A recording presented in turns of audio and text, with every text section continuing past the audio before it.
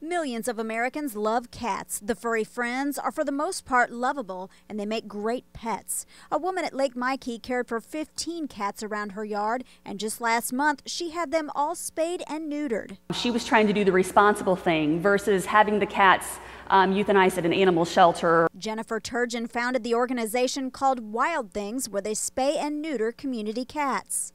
And we came out with traps and performed TNR, trap, neuter, return, on her cats.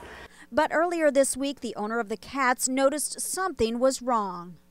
They were vomiting and foaming at the mouth. 4 of them were later found on her deck, dead. The owner suspects the cats were poisoned. She called the Callaway County Sheriff's Office, and they say it's extremely difficult to prove that harm was intentionally caused to the cats. Even if the cats were poisoned, that doesn't necessarily mean that someone purposely poisoned the cats. The cats could have got into some type of chemical that wasn't intentionally placed to harm those cats. Turgeon says communication with neighbors is the key when it comes to having outdoor animals. Reach out to your neighbors, let them know, hey, I'm feeding these cats, I hope they're not a bother to you.